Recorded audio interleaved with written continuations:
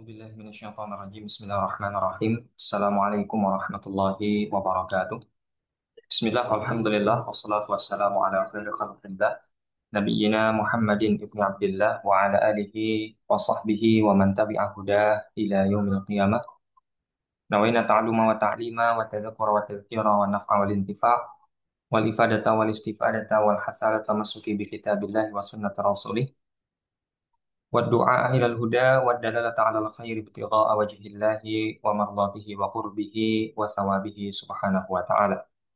أما بعد، فقال المصنف رحمه الله تعالى: ونفعنا الله بعلومه وبعلوم مشايخنا في الدارين آمين. أيها الولد، وهي anakku, قد علمت من هاتين الحكايتين. Sungguh telah engkau ketahui dari dua kisah ini.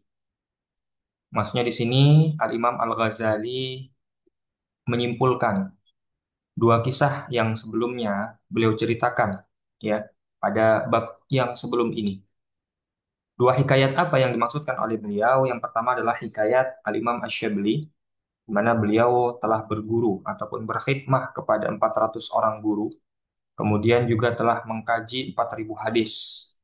Yang mana dari 4.000 hadis itu beliau mendapati ada satu hadis yang menurutnya itu cukup untuk menjadi pegangannya menjalani kehidupan untuk kemudian nantinya bisa mendapatkan keselamatan di akhirat. Kemudian yang kedua adalah hikayat dari Hatim Al-Asam, di mana diceritakan oleh beliau, dinukil oleh beliau, Hatim Al-Asam itu suatu ketika ditanya oleh gurunya apa yang telah dia peroleh dari pembelajaran selama lebih kurang sekitar 30 tahun. Dan Hatim Al-Asam menjawab ada 8 hal, 8 faedah yang bisa beliau simpulkan. Dan menurutnya 8 hal ini cukup ya untuk kembali sebagaimana tadi Al-Imam Syibli ya menyelamatkan dirinya dari kehidupan dunia ini, memudahkan kehidupan dunianya dan tentu nanti mendapatkan kebahagiaan di akhirat. Ya, maka di sini Al-Imam Al-Ghazali mengatakan, maka dari dua kisah yang telah dinukil oleh beliau tadi, annaka la tahtaju ila taktsiril ilmi. Ya, kalau dua kisah itu bisa benar-benar dipahami, ya, atau dalam hal ini apa yang menjadi nasihat dari Al-Imam Asy-Syabli dan juga Hatim Al-Asam ini bisa benar-benar kita pahami maknanya, kemudian kita amalkan, maka sebenarnya itu kita nggak butuh banyak-banyakan ilmu. Nah, di sini perlu kembali kita harus apa namanya memperjelas. Bukan berarti Al-Imam Al-Ghazali melarang kita untuk banyak belajar, tidak. Ya, bukan masalah itu. Di sini masalah bagaimana kemudian kita memilih ilmu yang bisa kita amalkan dalam kehidupan kita dan menyelamatkan kita nanti di akhirat. Nah, beliau katakan, ya, kalau tujuannya kita belajar adalah untuk mencapai hal itu, maka dua kisah tadi dengan apa yang terdapat di dalamnya, apa yang dikandung dalam dua kisah tadi, itu sebenarnya sudah cukup. Ya, adapun kalau kita ingin menambah lagi, maka silahkan. Kan poinnya adalah pada titik di mana kita ingin mengamalkan ilmu, bukan hanya sekedar banyak-banyak belajar, tapi tidak ada yang diamalkan. Wal'an, kata Imam Al-Ghazali kemudian melanjutkan, sekarang ubayyinu laka, aku akan menjelaskan kepadamu ma yajibu ala saliki sabilil haqq. Apa yang mesti diperhatikan atau apa yang mesti ada ya di sisi orang yang sedang menempuh suatu jalan untuk mencari kebenaran. Ya, seorang salik, ya seorang apa namanya yang menempuh ya atau yang sedang berproses mencari kebenaran. Siapa salik? Kita semua adalah salik. Setiap manusia itu adalah salik. Ya, yang minimal adalah as-salik ila Rabbi ya. Orang yang menempuh jalan untuk mencapai Tuhannya atau ingin apa namanya mencari keridhaan Allah Subhanahu wa taala. Nah, untuk orang-orang ini ya dalam arti ya berarti kita semua sebagai semua muslim yang merupakan salik, ya, apa yang penting untuk kita miliki, yang kita perhatikan. Nah, ini dijelaskan oleh Imam Al-Ghazali. Apa kata beliau? Fa'lam, ketahuilah annahu yanbaghi lis-saliki, bagi seorang salik itu mesti ada ya apa syaikhun, ada guru, ada syekh, ada yang menunjuki gitu ya. Nah, syekh ini adalah syekh yang mursyid murabbin, jadi bukan hanya sekedar guru tapi guru yang mursyid. Ya, mursyid itu dari kata arsyada yursyidu, ya, memberikan petunjuk. artinya memberikan pengajaran, mengarahkan kepada kebenaran. Wa murabbin, ya murabbin dalam hal ini berarti tarbiyah, ya tarbiyah memberikan pendidikan, ya dirawat baik-baik, dijaga baik-baik, ya. Nah, ini kan sifat, ya sifat seorang guru yang mana sebenarnya bisa dikategorikan langka. Nah, guru banyak, tapi yang benar-benar mursyid dan murabbin itu mungkin ya banyak, tapi dihitung secara keseluruhan ya masih lebih sedikit ketimbang yang tidak mursyid dan murabbin. Ya, karena ada guru yang hanya sekedar mengajar, yang penting saya sudah menyampaikan materi lalu selesai, ya. Tapi tidak ada keinginan untuk agar yang diajarkan itu benar-benar mengamalkan apa yang telah diajarkan, membimbing dia dengan baik dari awal sampai dengan akhir. Jangan sampai dia keluar dari majelis saya namun tidak mendapatkan apapun, tidak mengamalkan apapun. Ya, ini syekh yang mursyid. Kemudian juga setiap pembelajaran itu benar-benar diperhatikan, ya, diberikan tarbiyah, pendidikan, bukan hanya secara ilmu tapi juga secara akhlak. Nah, hendaknya bagi seorang salik itu punya guru yang semacam ini, yang mursyid dan murabbin. Tujuannya apa? Liyukhrijal akhlaqas su'a minhu bitarbiyatihi. Agar setiap orang yang menjadi salik, setiap orang yang menempuh suatu jalan dengan bimbingan seorang guru ini, ya, keluarlah dari dalam dirinya itu akhlak-akhlak yang buruk. Ya, berarti di sini seolah-olah ya kita ini cenderung ya memiliki akhlak yang buruk. Sebagai seorang salik, kita cenderung memiliki akhlak yang buruk. Maka dengan bantuan seorang guru, maka akhlak yang buruk itu dikeluarkan. Ya, artinya hati kita dibersihkan, perangai kita diperbaiki melalui perantara syekhun mursyid murabbi, ya, dengan pengajaran pendidikan yang diberikan. Kemudian setelah dikosongkan, dibersihkan, ya ja'ala makanaha khuluqan hasanah. Nah, diisilah kemudian dengan akhlak-akhlak yang baik. Ya, ibaratnya membersihkan sebuah botol yang di dalamnya adalah air yang kotor. Maka dikeluarkan airnya dulu, dibersihkan botolnya, kemudian baru dimasukkan air yang jernih, ya air yang jernih. Nah, itu ya analogi, ya proses yang dilakukan oleh seorang salik di hadapan Syekh Mursyid Murabbin. Jadi Syekh Mursyid Murabbin itu bukan cuma sekedar menuangkan air di dalam gelas, menuangkan air di dalam botol, tidak, ya, tapi mesti mengosongkan botol dan gelas tadi dari air-air yang kotor atau dari kotoran-kotoran yang menempel di dalamnya, dibersihkan, sudah steril, bersih, baru kemudian dimasukkan ya sesuatu yang bersih, yang jernih. Nah, itulah seorang syekh mursyid murabbin. Dan itulah yang kita butuhkan, ya. Karena kita nggak tahu apa dalam diri kita ini yang benar dan yang salah, maka kita hanya bisa mempercayakan kepada seorang guru. Barangkali ada dalam diri kita ini suatu kesalahan, hatinya masih kotor, perangainya masih banyak yang salah. Nah, sehingga nanti dinasihati, diperbaiki. Nah, kita hindari perbuatan-perbuatan itu, kemudian kita ganti dengan perbuatan-perbuatan yang baik. Wa makna tarbiyah, yang dimaksud dengan tarbiyah di sini, ya ada syekh murabbi. Nah, jadi praktek murabbi ya, atau tarbiyah itu seperti apa? Yashbahu fi'lal fallahi alladhi yakla'u syauk. Seperti halnya diumpamakan ya ibarat petani yang secara profesi dia mencabut duri-duri ya atau benalu, ya. Wa yukhrijun nabatatil ajnabiyah, ya mengeluarkan atau mencabut ya tumbuhan-tumbuhan asing. Nah, ini berarti ya kita anggap saja seperti halnya seorang petani ya yang ingin mengolah lahan yang dipercayakan kepadanya, di mana lahan itu karena belum diapa-apakan ya tumbuh benalu di sana, ada duri-duri atau ada sesuatu hal yang secara tidak keinginan kita tumbuh di sana, dan itu tidak baik, ya, mengganggu ya proses pengolahan. Sehingga kemudian ya tugasnya petani apa? Pertama pasti kan tidak langsung menabur bibit, ya, langsung menanamkan, tidak, disingkirkan dulu. Ya, disingkirkan dulu, dicabut dulu duri-durinya, ya, tanaman-tanamannya dipotong yang sekiranya mengganggu, bersih, ya, baru kemudian nanti dimasukkan bibitnya, baru mulai menanam di sini. Ya, tujuannya apa? Agar baik tumbuhan yang dihasilkan nanti, yang sempurna juga nanti hasilnya, ya, apa yang keluar daripada yang dia tanamkan. Nah, itulah tarbiyah seperti itu. Jadi seorang guru itu ya yang mursyid dan murabbi itu bertugas ya tadi bukan hanya sekedar menyampaikan, bukan hanya sekedar menanam, tapi juga memperbaiki terlebih dahulu. Ya, apa yang tidak baik diperbaiki, kemudian baru nanti ya ditanam sesuatu yang baru yang baik hasil. Baru nanti menjadi tanaman yang sempurna, jadi salik yang sempurna. Ya, salik nggak bisa melakukan itu sendiri. Ya, harus ada yang membantunya ya untuk mengetahui hakikat dirinya, ini baik, ini buruk, yang buruk dibuang, yang baik diperbaiki, lalu kemudian nanti disempurnakan. Seperti itu. Wala budda lisalikin min syaikhin yurabbihi wa yurshiduhu ila sabilillahi ta'ala. Dan mestilah seorang salik itu memiliki seorang syekh yang mampu memberikan pendidikan kepadanya, mentarbiyahnya, dan menunjukkannya jalan kepada Allah Subhanahu wa taala. Ya Allah taala arsala ilal ibadi rasulan lil irsyadi ila sabilihi. Karena Allah Subhanahu wa taala itu mengutus kepada setiap hamba itu rasul.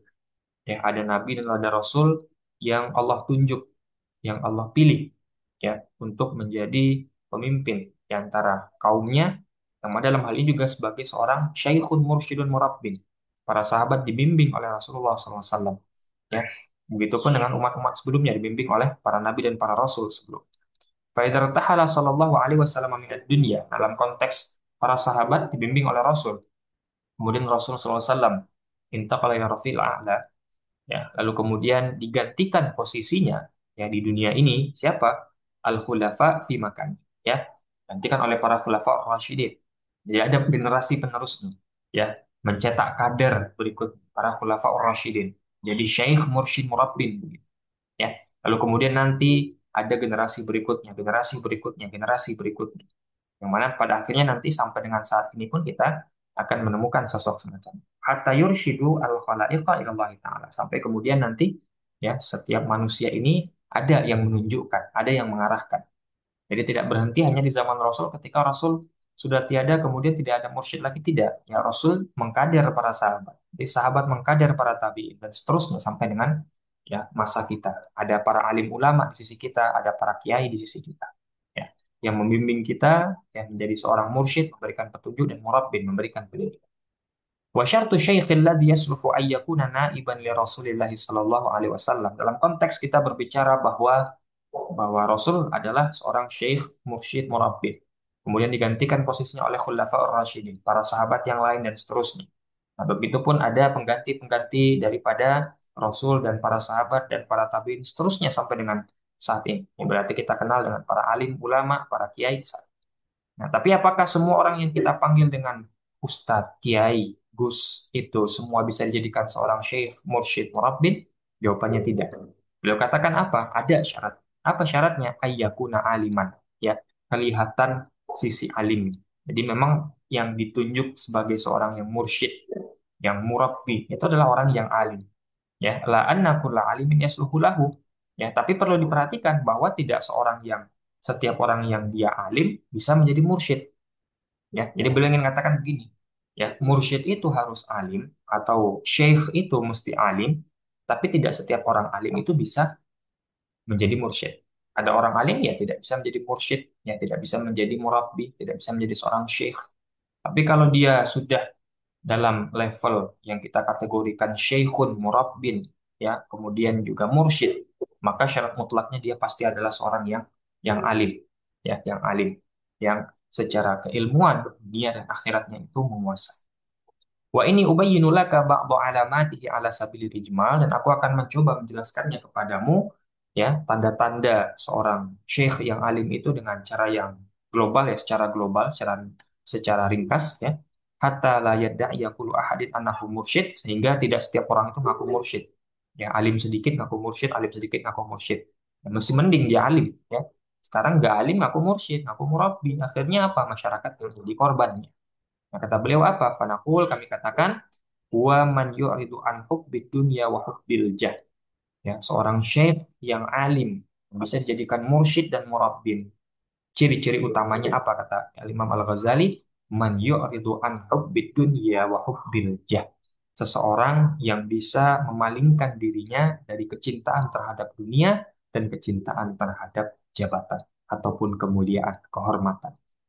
Ya, nah inilah kemudian yang bisa ya tanda-tanda yang paling jelas dari seorang syekh murabbi al-mursyid yang alim. Ya orang kalau benar-benar seorang mursyid dan murabbi itu Dia itu sudah kelihatan dari keseharian, dia itu tidak cinta kepada dunia, ya.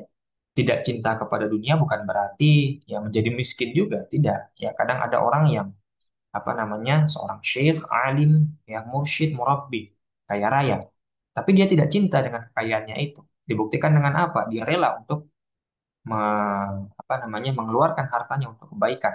Ya bahkan sampai tidak ada lagi yang tersisa untuk dirinya. Karena dia menyadari ini semua adalah ujian bagi dirinya. Dan dia diamanahkan oleh Allah dengan harta itu untuk kemudian disalurkan kepada jalan yang baik. Ya, kalau kita artikan bahwa benci kepada dunia atau tidak hubbud dunia itu adalah dengan arti miskin, ya berarti nanti akan ada kesalahpahaman juga. Ya, para sahabat itu ya tidak semuanya miskin. Ada yang kaya raya, saudagar. Abdurrahman bin Auf, Utsman bin Affan itu saudagar-saudagar kaya, orang-orang kaya di situ. Tapi apakah mereka dikategorikan pebut dunia? Jawabannya tidak. Gitu. Ya, kenapa? Karena mereka rela mengeluarkan harta yang mereka miliki untuk kemudian digunakan untuk Allah. Jadi cirinya hukum dunia ataupun tidak cinta kepada dunia itu bukan dari sisi dia kaya atau miskin, ya, tapi bersikap bagaimana dengan harta yang diamanahkan kepada. Intinya adalah dia punya kesadaran bahwa harta itu bukan miliknya, itu hanya titipan. Sehingga untuk apa dia berlebih-lebihan dalam mencintai. Nah, intinya di situ. Wahubbilja juga tidak gila jabatan, ya, tidak gila kehormatan, tidak pengen dihormati, tidak pengen dimuliakan.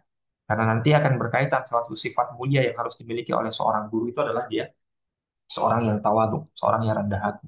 Karena itu akan diajarkan kepada muridnya. Nah, ini dua sifat yang bertentangan. Gimana caranya orang itu tawadu tapi berharap ada pujian, berharap ada kemuliaan, berharap pangkat, berharap jabatan. Itu tidak tawadu namanya. Ya, ini kembali lagi dalam konteks bukan berarti apakah kemudian seorang syekh yang alim itu nggak boleh untuk menjadi apa namanya orang yang punya jabatan, ya dalam konteks tertentu mungkin malah menjadi wajib harus dia ambil. Kenapa? Kalau tidak diambil nanti diambil oleh orang yang tidak tepat, itu bisa juga konteksnya tertentu. Maksudnya di sini adalah meskipun dia menjadi seorang yang punya jabatan, dia seorang ustadz punya jabatan, tapi dia tidak cinta dengan jabatannya itu. Dia tahu itu adalah amanah yang harus dia jalankan dengan sebaik. Intinya di situ. Ya, wa kana qad taba'a li syakhsin basirin yatasalsalu mutaba'atuhu ila sayyidil mursalin sallallahu alaihi wasallam. Lalu kemudian dia tidak jadi dengan begitu saja, melainkan karena juga sebelumnya mengikut kepada seseorang yang basir, yang mata hatinya terbuka, tajam pandangan hatinya, yang terus bersambung, ya, apa namanya? Kalau sekarang ya berarti sanatnya, ya, bersambung pendidikannya itu sampai kepada Rasulullah SAW.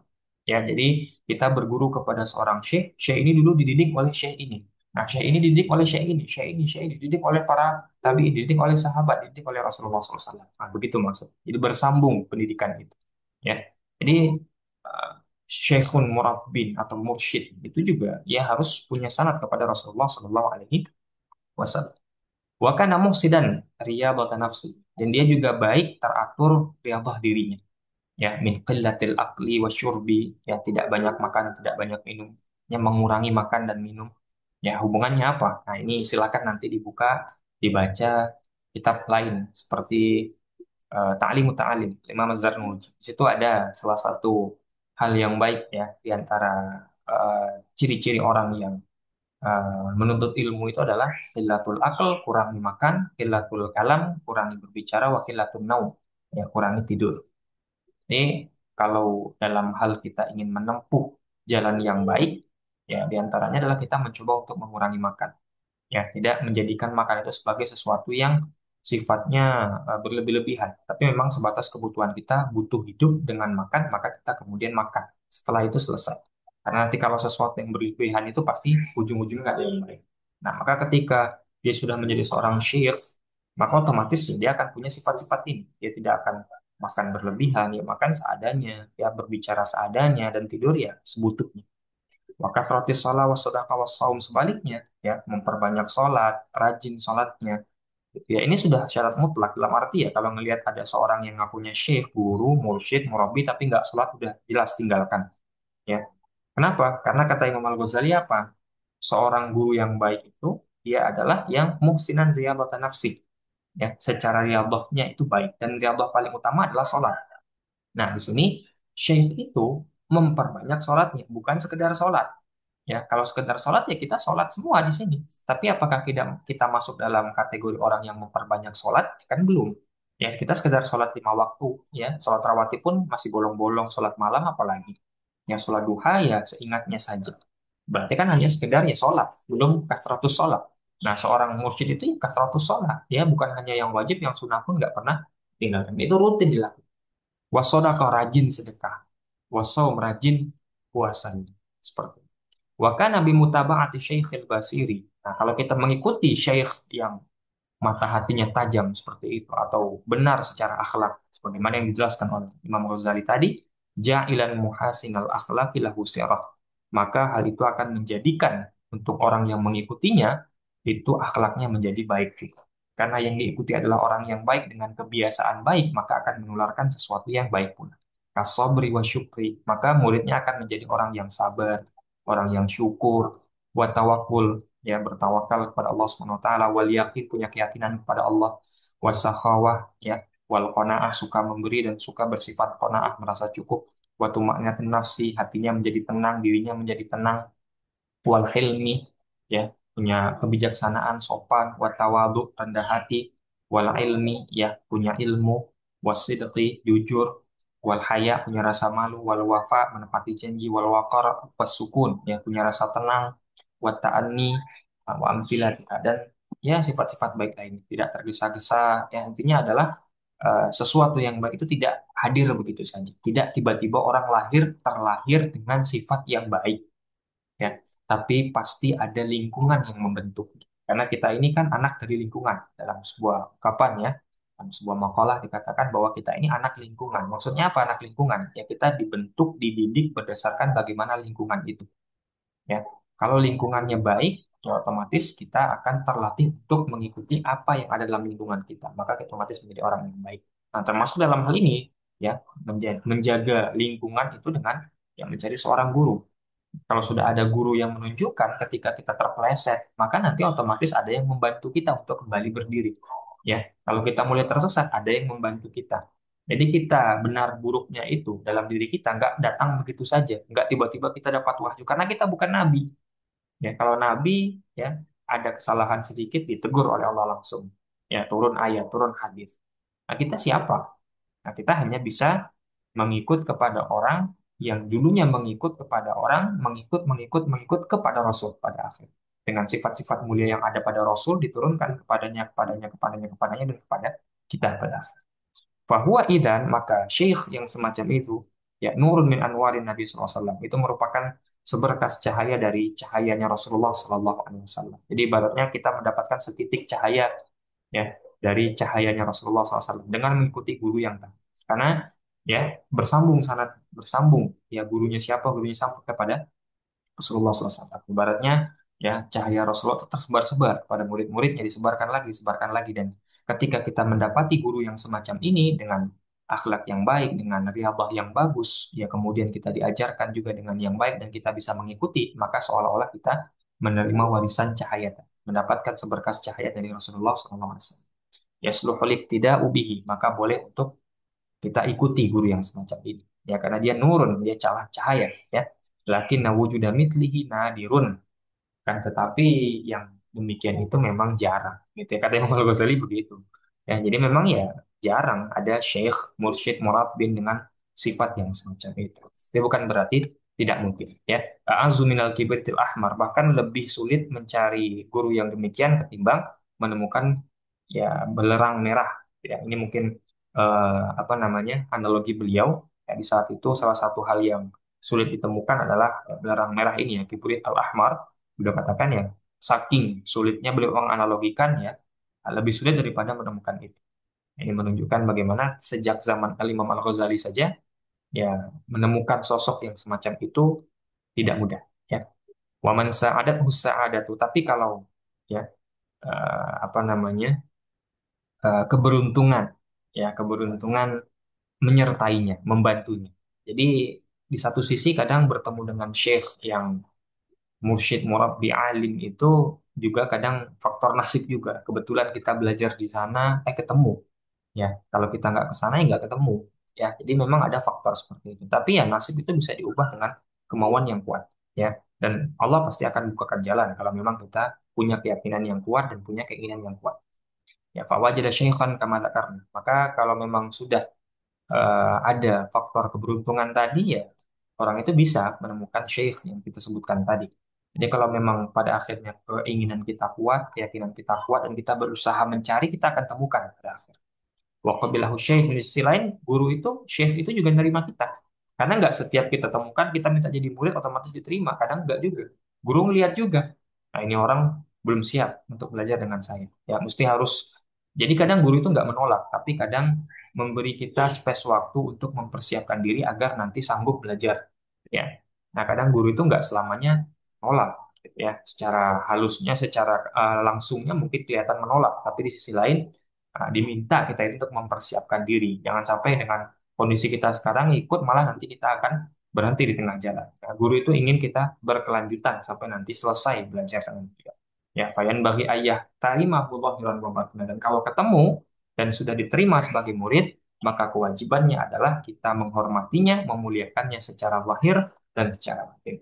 Nah, bagaimana cara menghormati, memuliakan guru, syekh tadi secara lahir dan batin? Dijelaskan oleh Imam Al-Ghazali. Amma ihtiramul zahir, ya memuliakan secara zahir bahwa Allah yujadilahu, ya tidak mendebatnya, tidak suka mendebatnya, ya. Nah, di sini juga perlu untuk diperhatikan bahwa bukan berarti kita terima ngangguk-ngangguk saja dari setiap yang disampaikan oleh guru.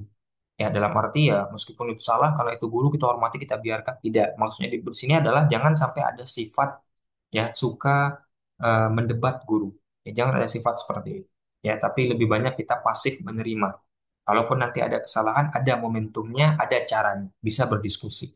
Yang dilarang oleh Imam Ghazali adalah mendebatnya. Nah, kalau diskusi itu beda kasus. Debat di sini maksudnya adalah mujadalah sampai kemudian ya menjatuh-jatuhkan, ya kemudian ingin merasa lebih baik dari guru. Nauzubillah. Ya, wala yashtaghila bil ihtijaji ma'ahu. Jangan sibuk untuk mencari hujah agar menyalahkan guru ataupun merasa lebih hebat dari guru. Fi kulli mas'alatin, dalam setiap masalah merasa lebih hebat dari guru, ya selangkah di depan guru, jangan. Wa in alima khata'ahu, bahkan ketika engkau tahu bahwa guru itu salah. Ya, jadi ada caranya. Maksud beliau seperti itu. Bukan berarti dibiarkan kesalahannya, tapi ada caranya. Jangan didebat, jangan kemudian tampil seolah-olah kita merasa paling punya hujah, jatuhkan guru, tidak seperti itu cara. Ya, ada akhlak, ya ada cara. Wala yulqiya baina yadayhi sajjadatahu illa waqta adan shalah fa idza farigha yarfa'uha. Dan bahkan ya di antara bentuk memuliakan guru itu jangan sampai kita membentangkan sajadah di hadapan guru kecuali waktu sholat. Maksudnya apa? Kalau sedang belajar, belajar. Ya, jangan dibandingkan kita orang lagi belajar, kita merasa, wah saya mau sholat dulu. Seolah merasa sholat lebih dari sekalian. Ini di luar waktu sholat yang wajib. Ini dalam arti jangan sampai kemudian kita melakukan hal lain, ya kalau memang saatnya untuk belajar. Ya, dan guru yang baik pasti tahu kalau saatnya sholat pasti sholat, saatnya belajar belajar.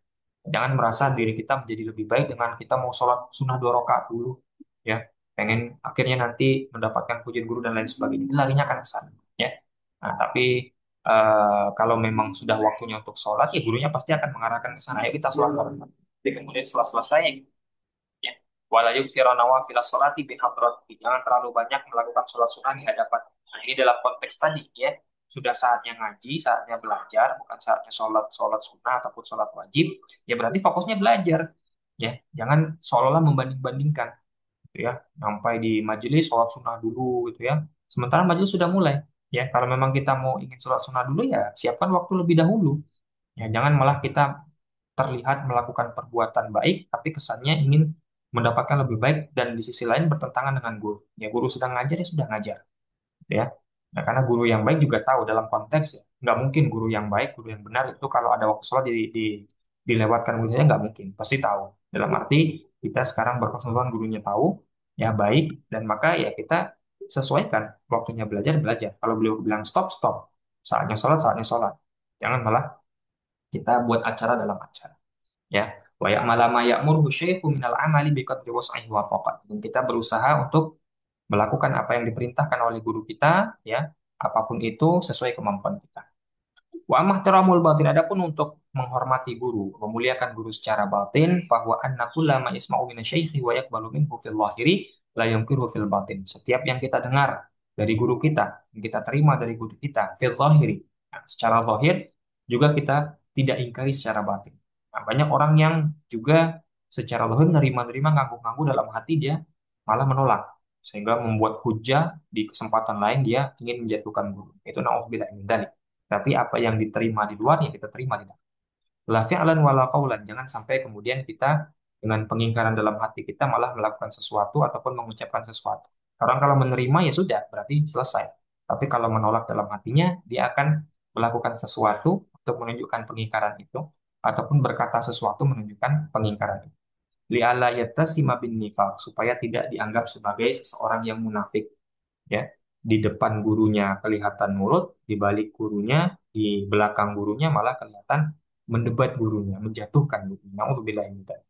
Wa illam yastati ya, kalau engkau belum sanggup ya, belajar dengan guru itu, masih banyak penolakan-penolakan, tidak mau ada penerimaan terhadap guru itu, ya truk sohbatahu, lebih baik tinggalkan saat itu ya untuk berguru dengan beliau dulu. Jadi tinggalkan dulu ya, nggak usah buru-buru. Dalam arti ila ayyuwafiqa batinuhu dzakara, sampai nanti hati kita siap. Bukan hanya lahir yang siap untuk berguru, batin pun siap. Nah, baru saat itu nanti datang lagi belajar lagi. Tapi kalau masih menggebu-gebu ingin mendebat merasa lebih baik, maka tinggalkan dulu. Nggak ada baiknya, nggak ada berkahnya belajar dengan cara seperti itu. Nah, ini adalah bentuk bagaimana kita harus menghormati guru, ya. Karena mendapatkan guru yang seperti itu susah, kalau ketemu jangan disia-siakan dan jangan sampai kita tidak hormat juga ya guru tersebut, ya. Wa yahtariza an mujalasati sahibisu, dan hendaklah kita selain punya guru ya, di sisi lain kita juga harus menghindari diri untuk bermujalasah, duduk-duduk, nongkrong-nongkrong dengan siapa? Sahibisu, dengan orang-orang yang buruk perangainya. Jangan sampai kita sudah diperbaiki lahir dan batin oleh guru kita, tapi nongkrongnya sama orang-orang yang tidak baik. Pada akhirnya ya nanti akan campur aduk pembelajaran. Cocok-cocok nggak cocok. Jadi selain punya guru, tapi juga harus punya circle yang baik. Ya, guru yang baik dan circle yang baik. Itu nasihat seorang Al-Imam Al-Ghazali. Ya, lihat surah wilayah syayatin syayatinil jinni wal insi min sahni qalbi, agar ya mengurangi menghilangkan ya wilayah atau bagian setan ya baik dalam bentuk jin ataupun bentuk manusia dalam hati manusia. Jangan sampai kita hati itu ada sedikit bagian setan yang kita biarkan. Dalam arti kita sudah bersihkan dengan guru kita, tapi kita masih berteman. Dalam arti bukan berarti menyisihkan orang, memilih-milih orang. Nggak, dalam arti jangan sampai terbawa kepada situasi buruk di dalam majelis yang buruk. Sehingga itu sama saja kita membiarkan ada bagian setan dalam diri kita. Kita harus memilih circle yang baik juga. Ya. Yusoffa an lauzi syaitanah. Maka dia secara tidak langsung akan bersih, ya, akan jernih dari kotoran-kotoran setan. Jadi kalau kita punya guru yang baik dan lingkungan yang baik, circle yang baik, ya, maka hati kita akan menjadi bersih. Wa ala kullin halin, lalu kemudian ya dari setiap sesuatu keadaan apapun, nah ini bisa kita kategorikan sebagai apa namanya, cara ketiga ya, atau hal ketiga yang bisa dilakukan oleh seorang salik, ayyaktarul faqra adalah ghina. Dia lebih memilih untuk menjadi fakir ya ketimbang menjadi orang yang kaya. Dan ini bisa banyak hal penafsiran. Nah, fakir ini berarti bisa jadi merasa diri fakir ilmu terus, ya, nggak pernah merasa cukup dengan ilmu. Ada juga yang seperti itu. Atau merasa fakir tidak mencari kekayaan dunia, dia cukup dengan secukupnya saja, tidak perlu berlebihan. Karena kalau berlebihan nanti akan mengurangi waktunya untuk belajar, sehingga nanti kewajiban-kewajibannya akan terbengkalai. Ini banyak penafsiran. Jadi diantaranya tiga, ya kesimpulannya apa yang bisa diperhatikan, yang harus dicari benar-benar ya diperhatikan ya oleh seorang salik, ya mencari guru yang benar, yang baik, yang bisa membimbingnya, mursyid, murabbi. Kemudian yang kedua menjauhi circle-circle yang tidak baik, ya jangan biarkan ada kesempatan setan masuk dalam tubuhnya, dalam dirinya, dalam hatinya. Dan yang ketiga ya suka memilih, ya atau lebih memilih suka al-faqr, kefakiran ketimbang kekayaan. Jadi hidup sederhana ya, kalau diartikan dalam bentuk harta, hidup sederhana tidak berlebihan.